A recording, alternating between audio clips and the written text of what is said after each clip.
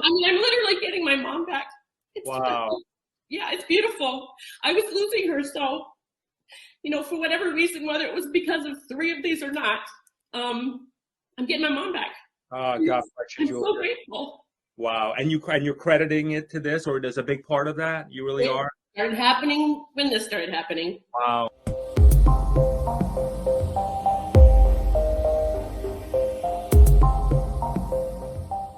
Right. Oh my gosh, I'm so happy to be back here with Coffee Chats with Brice.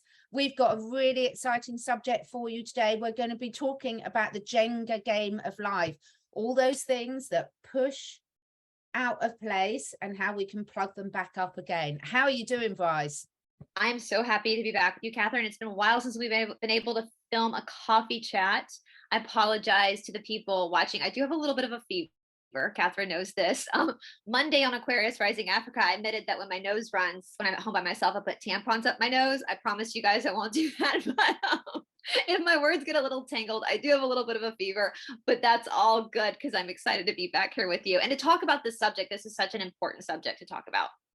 Yeah, I mean, Brice and I, we talk a lot off camera and everything. And the thing is, schedules are really tricky. And also, it's going to fit into the topic we're talking about because both of us are constantly doing a lot of our own work. I mean, I've just spent a long weekend at the Conference of Human Consciousness and Evolution, which was amazing with Greg Braden, Marianne Williamson, lots of really interesting people there. Really good range of thought-provoking, consciousness-provoking talks. I've just had Huna Flash to stay. You've been doing loads of work. I've been watching all your other stuff and everything. And, what we wanted to really get across with the Jenga game of life is the fact that all of us, wherever we're at, there's always going to be things that push those little wooden blocks out. Just as you're building up, there's going to be things that come along to try and collapse that tower. But there's also so many things, aren't there, Brice, that we can be doing to plug those gaps in as quick as they appear. Yes, and I was telling you before we signed on that this kind of goes back to a video clip High released a couple of days ago that I really appreciated because he kind of, it's interesting, especially when you're a student. We'll get into the role of the student, and all these people are kind of teaching the same theory, but they say it in different ways. And sometimes the way somebody else says it is going to click with someone else versus the way another person says it. It's the same message, but it's the way it clicks in your mind. And with the Jenga game of life, this is what we kind of signed up for when we took a human experience. I think there's this really kind of, I don't know if it's an ignorant approach or maybe it's just an uninformed approach that at some point in this existence in a human body, we're going to master life. When you master life is when you die. Yeah. So if you're still in a human body, you're still going to have these Jenga things happening to you. And what this is, and the way that Eastern philosophy looks at this, is even though these little pushes aren't comfortable and they're frustrating, they're necessary because they cause you to have to reground yourself, to have to rethink yourself, to have to reshift yourself. And it's like those graphs people show. And when people think of success, they think of it as just like a straight line up. But real success looks like this: highs and lows, highs and lows, highs and lows. But for people who are doing the work, they'll tell you sometimes the lowest valleys is where the most work was done and where the most grace and mercy was given and where the potency was. And one of my favorite teachers, Ram Dass, who's no longer with us, he used to always say that, when these little obstacles happen, when the Jenga piece gets pushed out, instead of freaking out, just go, okay, this now is interesting. This just got interesting. This is the potency. And so if we refocus our view on that, we start to actually appreciate those moments because it helps us grow and expand as a human being, because our whole point of being here is for our soul to know itself. And the only way for the soul to know itself is to be challenged. Absolutely. And we see it all the time. And I'm sort of smiling, Riley, because I can genuinely say I've reached that stage in life, and through the continual self-work that I'm doing, that will never stop to the day I pass out of this physical suit into whatever I decide to come into next. Because when these challenges come now, I'm very much like, okay, what's the lesson? What's the lesson? Because I've been through enough of them to realize that if I don't ask that question, seek and answer it, then it's going to keep coming back in a more extreme form and more extreme form until I do get the lesson. And sometimes, as we all know, the lessons are very painful and very hard to learn. And sometimes my ego can get in the way and I can resist. And of course, then it gets stronger and stronger. And I think that this awareness is absolutely key. I mean, I always make a joke to people now that if I'm rude to you, it's a conscious choice. I've chosen to be rude to you. So if I've been rude to you recently, I've chosen to be rude to you.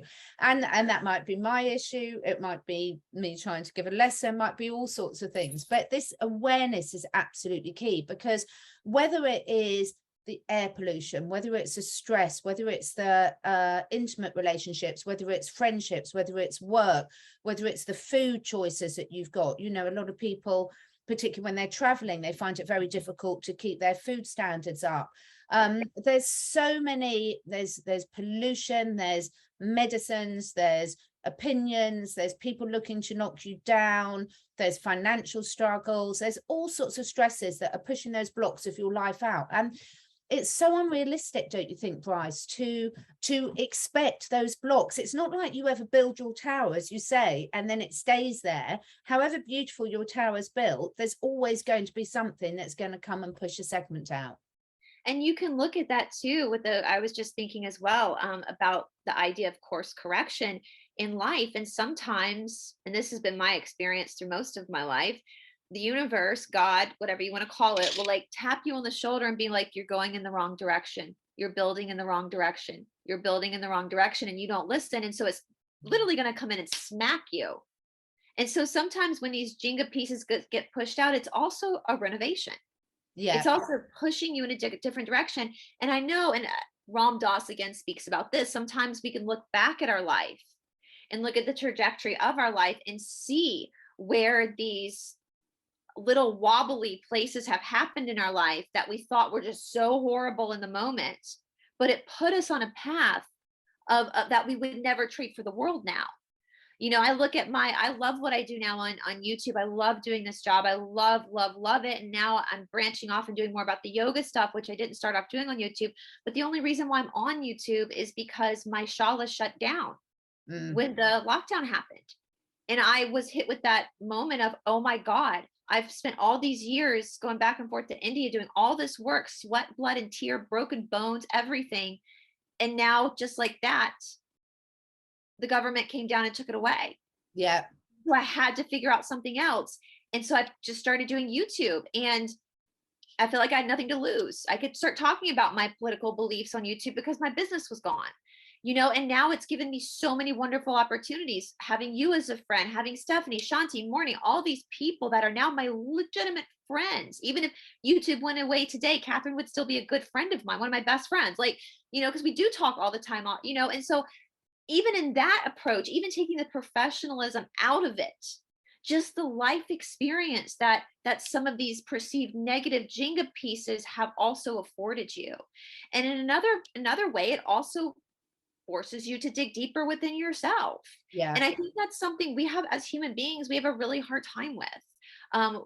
We're always looking to the we're always looking to the outside of us for our salvation. We're always looking for someone to come save us, for the white hats to save us, for a new financial system to save us. None of that's going to happen until you start to save yourself. Until you save yourself. And that's part of, again, why we came to this earth. And if life was easy, and if these Jenga pieces didn't get pushed out, we would never have the opportunity to learn how to save ourselves. And how boring would it be? You know, you took a look at a thing, you know, what are we all going to do? Just look at our lives as a stable column that never moves. You know, where's the fun in that? Well, you know, no one would actually want to exist like that, even though we say we don't choose things. And I think it's really amazing to keep asking the questions. You know, it's one of the things, you don't know which bit's going to go out next. You might be able to ask a question, you might think, and keeping that opening, questioning mind is where we're going to learn the most. And it's so important because we've got to question ourselves. But there's a couple of things that have come up recently, partly at the conference I went to, but partly things that have been coming up for me quite a lot, that I've been observing a lot in what's going on around me. Do you think, Brice, that we're really at a time now for people to start taking action, whether it's for them to say, right, I'm here in my life, these bits have been knocked out, how do I want to course correct? How do I want to rebuild my Jenga tower? Do I want to take a course? Do I want to do some studying? Do I want to improve my health? What aspect do I want to do? But I've done enough sort of listening. I've now physically got to start doing. I think that point in time for every individual could be any point of your life where you make that decision. But as far as us globally, I was reading, doing a recording for the Sophia Code, and she kind of spoke about this with the transference of the age of Pisces into the age of Aquarius. And what she kind of spoke about is this idea of immanence versus transcendence. And transcendence is kind of the Western world modality that we've been living under spiritually, where again, God is outside of us and we're having to somehow achieve and reach God, which causes the jealousy, it causes the bitterness, it causes the shame, the anger, because we feel like we are without. Where immanence is realizing that God is within us and God is everywhere. And how much more freeing that is and liberating that is. And I think because we're moving from the age of Pisces into the age of Aquarius, when we go through what's happening right now is just energetically, collectively for everyone, we're going through a metamorphosis. And metamorphosis is never going to be comfortable. You think about like a caterpillar cocooning. I'm sure it's not comfortable for the butterfly to bust out of that cocoon, but it's necessary. And so I think what's happening now is, in a beautiful way, it doesn't feel beautiful for us at the moment. The universe has kind of brought us to our knees and kind of showing that is if we keep reaching outside of ourselves, then we're never going to get what we want. And we're just going to keep knocking down more and more and more and more and more. And at some point, when that person hits rock bottom is when they have to say, oh my God, it's like the Wizard of Oz, where she says, you had the power all along. Yeah. You have the power within you all along. I heard another teacher say it's like we live in these cages, like a caged bird. And then one day we realize the door to the cage isn't even locked. Exactly. It's yeah, there's that film, isn't it? Oh my goodness, what is it? We'll come to in a minute. But going back to the butterfly analogy, what you said there was so important, and this came up a lot at the weekend as well. And what's interesting is when the caterpillar is in the cocoon and converting itself into alchemizing itself into the butterfly, there's a battle that goes on. So the caterpillar cells break down and it's like a gooey mix in there, and it's resisting. There's resistance because the caterpillar cells don't want to. They see it as a dying, but what they don't realize is that they're not dying, they're transferring. And then there becomes to a tipping point. And as you rightly said, everyone's tipping point will be different. There'll be lots of tipping points in your life, etc. And then once the caterpillar almost surrenders, it transforms into the butterfly. But what's equally important is if I come along and see a butterfly trying to get out of the cocoon and I break the cocoon open to help it, then the butterfly will never fly, because it doesn't develop the strength through that resistance of breaking out of the cocoon. So I might think I'm helping the butterfly and I will put my hand up. This has been a consistent pattern for me in my life of wanting to over help people. And what I realize now through my own development is that, yes, you can absolutely be there to support people when they need it, but you cannot do it for them, because none of us, no one else can heal my trauma. No one else can make me physically, emotionally, spiritually stronger, more connected. And these analogies are important because there's so much to learn for all of us in those. When we say in the Ashtanga world a lot, like, for a recording, we're talking about the role of the student. And I will say, even though I'm an authorized teacher, I'm only a teacher when I'm teaching. The rest of my life, I'm a student. I will always, first and foremost, I'm still learning too. The only difference between me and my students is I've just been at this for longer. And so my job is to try to help students avoid mistakes or avoid, or keep them in the path of the practice. But there comes a time too where I know that I can't interrupt somebody's karma. And all karma is work. That's all it is cause and effect. It's just your work. And so I think we're scared of that word karma in the West, but it's nothing to be, but I can't interrupt that. I don't know what that person's soul contract is. I can't even remember my own soul contract. So what am I going to try to control somebody else's? They have to experience, I'm going to help them as much as I can, but at some point I have to let them to have their experiences for themselves, because that's what their soul needs to evolve, and I can't stand in the way of that. And so that's such a beautiful, with the butterfly, it's the same thing, like especially, and sometimes, I mean, I was just talking about this morning, we talk about this all the time, before somebody has a breakthrough, it's like that slingshot, they get pulled back. It's like all of a sudden everything seems to be really falling apart, and then all of a sudden, boom, a breakthrough happens. And so when you see that, like somebody's life is just really falling apart and you step in too much, you're going to stop that forward motion from happening for that person. And the universe works in mysterious ways. And you said it all the time, Catherine, and I totally agree with you. We think as human beings, we're so superior to nature. We're not. We're dumbasses compared to nature. You look at this time of year in the Northern Hemisphere, autumn is the official term in the United States. We call it fall. And the leaves, it's the most beautiful time of the year because the leaves are changing and the air is clean. But this is the time of year of death. Yeah. But what's so beautiful is that the trees, the natures, they don't hold on to their leaves because they know and they trust that once winter is over, new leaves will appear. And so they allow the process to happen. And in allowing that to happen, it's beautiful. It's so we can learn from that. I'm sure animals are very similar to that too, where they kind of know. We know that a lot of animals, even domesticated animals, cats in particular, know when they're going to pass away, and they'll leave the house and go peacefully. Yeah.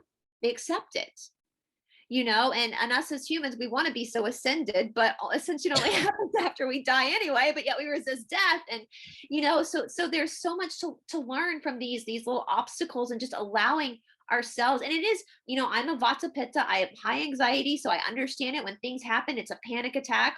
I mean, shoot, I have a panic attack if my dog barks funny. You know, that's yeah. My anxiety coming up. But to be learned how to like just breathe through it and settle into it, and allowing everything to play out, because that's when you're going to take the bull by the horn, you're going to course correct, and you're going to be leaps and bounds ahead of where you were mentally, emotionally, physically, spiritually, after the Jenga piece has been pushed back in by you. Does that make sense? A massively amount of sense. And what I'm loving is in this day, is one of the beauties of having the technology for most of us at our fingertips is there's so much support there out there. So when you're noticing that your tower's wobbling, there's so many things you can reach out for. It might be a supplement, it might be a friend, it might be a course, it might be you know, taking yourself off and nurturing yourself. It can be so many different things, but there's so much support out there that you can reach for as and when you need it, and that's going to change at different stages in your life. And I think it is such a cliche. So many of these things come back to the same basic principles, you know, sort of ancient philosophy, and applying it to modern times is so important. But when we remind ourselves that we cannot get to where we want to be without the ups and downs of life, and it's how we deal with those. Yes, there are some very, very tragic things that happen. I'm not negating that at all. And at the time, we've all been through them. They're incredibly challenging to deal with.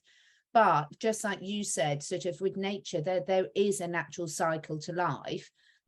Some people are trying to push that forward a bit too quickly and make our autumns come a bit quick.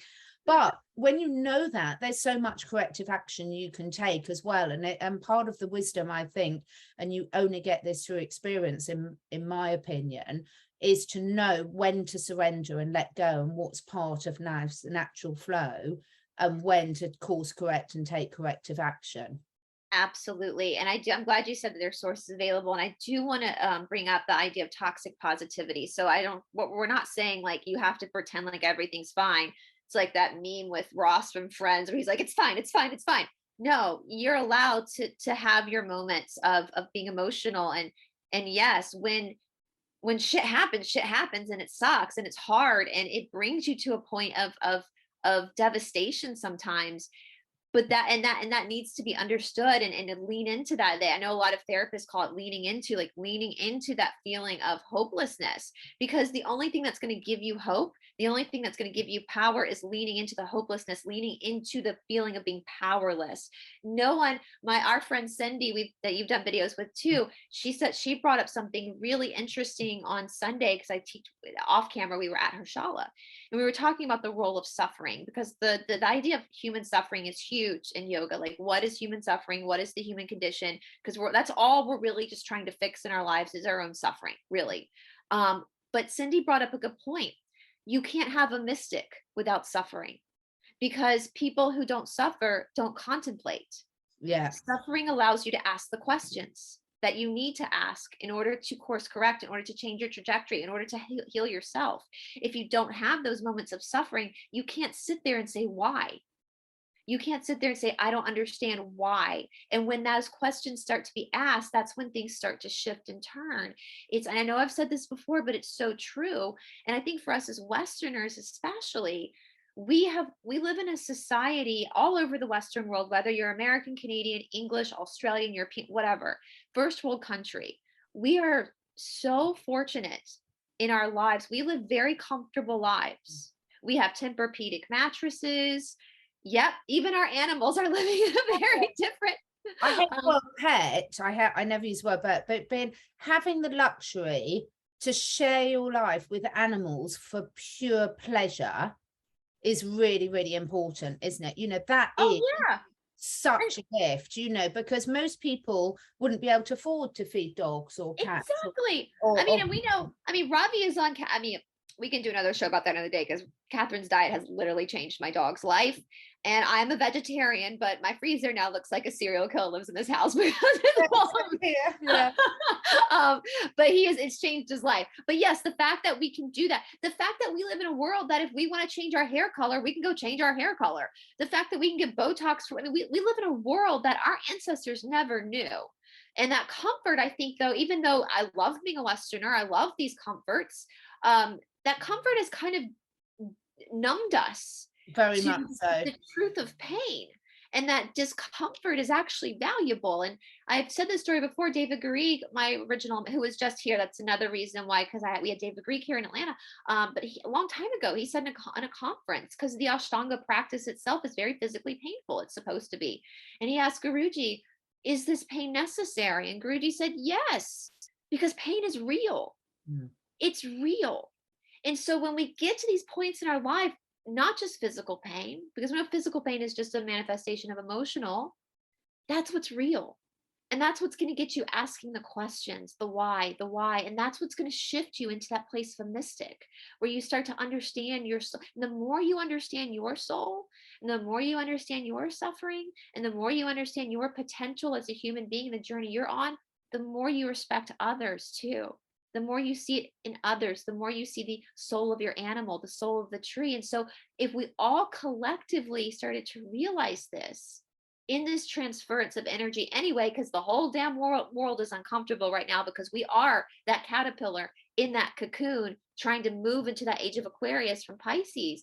And if we all take the opportunity to see these Jenga pieces, to see this friction as something that's interesting and necessary to show us who we really are, the faster we're going to get through this.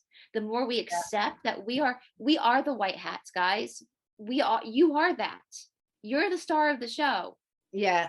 And how resistant it is. So whenever I play Jenga, I'm constantly amazed at even how you can pull bits out of the foundation at the bottom and it's still standing.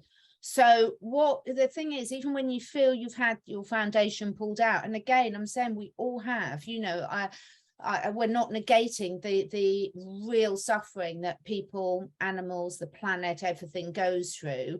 However, the more we have these tools in our toolkit, the more we share. And I think the other thing that's really come out loud and clear to me is real spiritual development is not looking at yourself in any form of isolation, is looking, how can I be kind? How can I help? How can I contribute? Because we know that I don't think there's a single person that would actually take the time to listen to this today that doesn't understand that everything is connected energetically.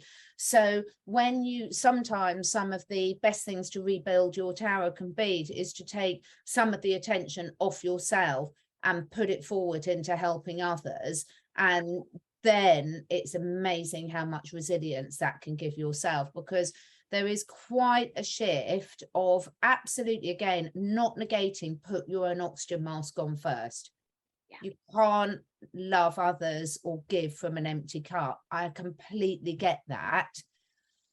But I think sometimes this self-love, self-care can be misinterpreted. You know, it doesn't have to mean not doing anything for anyone else, quite the opposite. So sometimes the most self-love you can do is actually involved in helping others around you, whether that others is an aloe vera plant or a person or a dog, doesn't matter.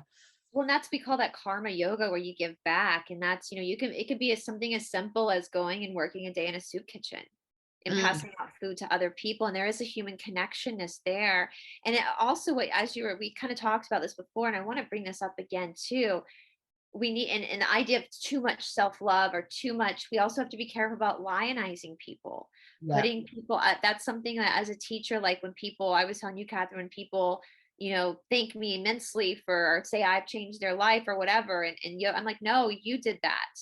You changed your life. I'm just the teacher. I'm just telling you what I've learned, and I have my own work to do. And so I want people to be careful about that, of giving too much of their power away to another person. All this information, Catherine, you said it perfectly. This is ancient information. Catherine and I didn't come up with this. This has been around since the beginning of time.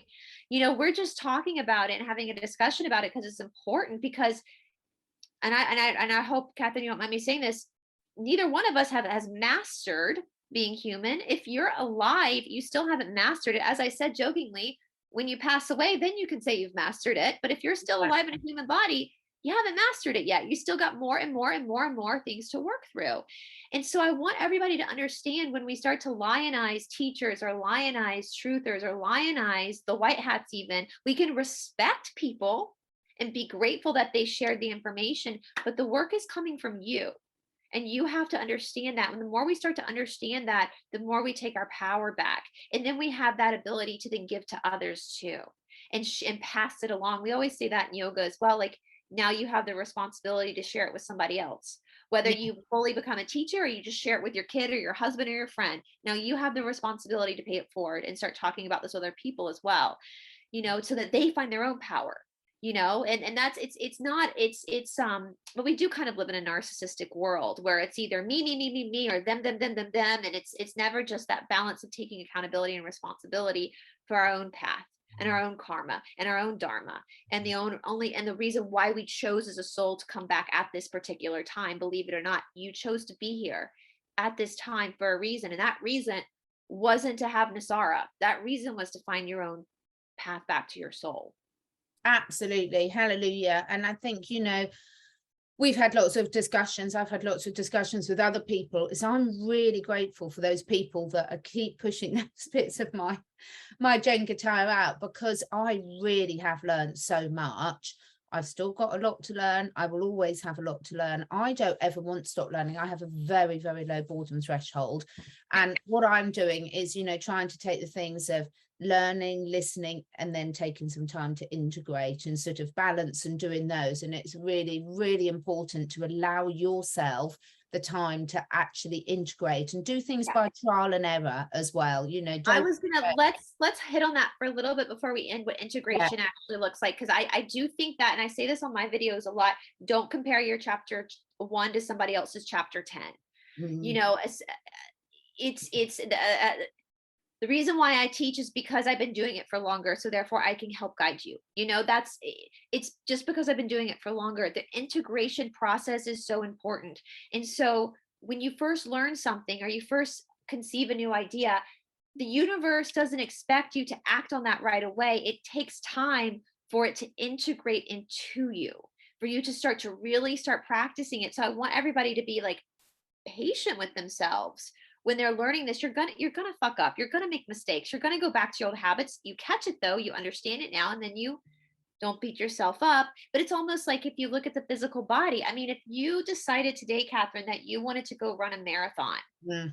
would you just go run a marathon, or would you take a few months to train for it, to integrate the pattern of running into your physical body? It's the same thing spiritually, mentally, and emotionally too. You have to have those moments of training to mess up, to accidentally, blow up one day instead of actually pull it in and work on yourself and go, oops.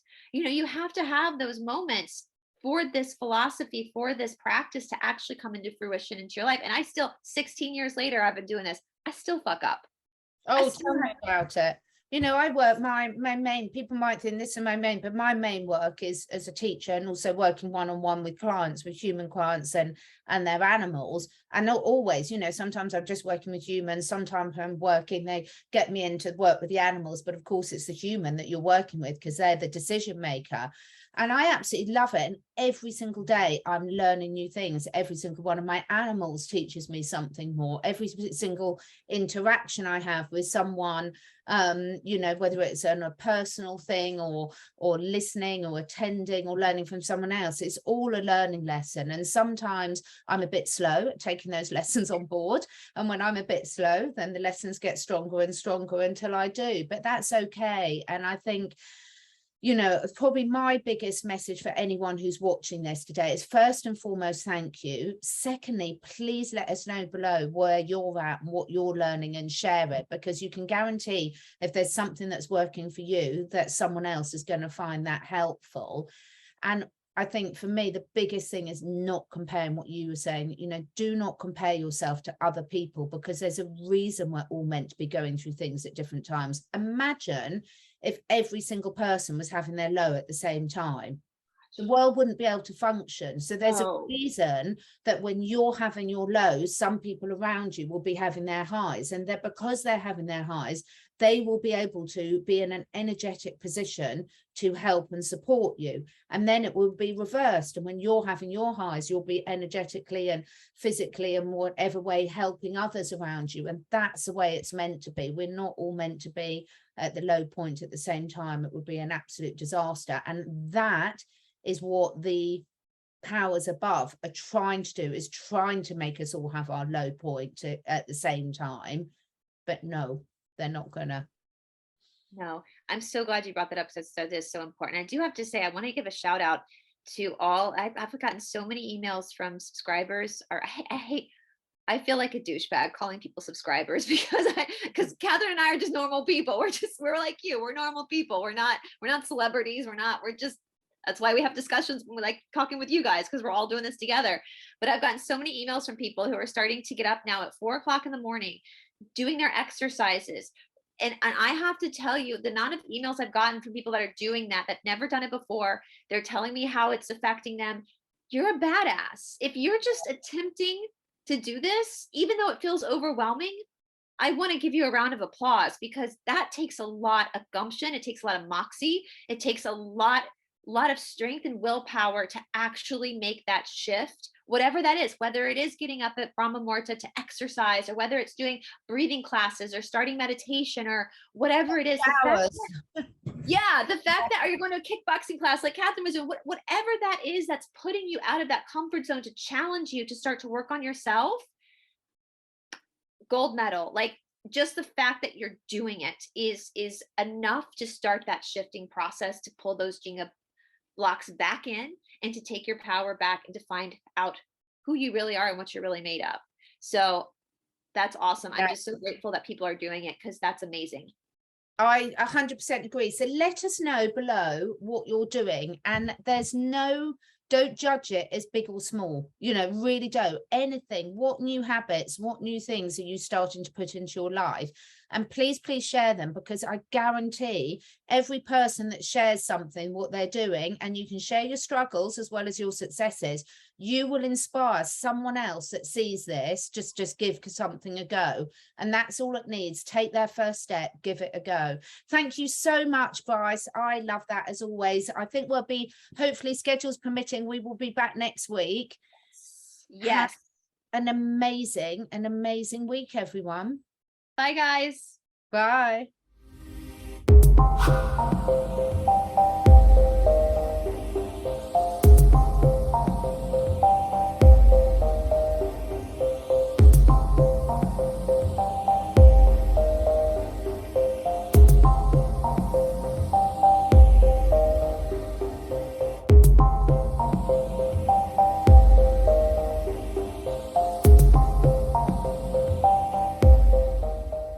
I know, now I'm gonna cry. So That- I mean, I'm literally getting my mom back. It's Wow. yeah, it's beautiful. I was losing her, so for whatever reason, whether it was because of 3 of these or not, I'm getting my mom back. God bless you, I'm so Julia. grateful. Wow. And you're crediting it to this, or does a big part of that? You really It are? started happening when this started happening. Wow.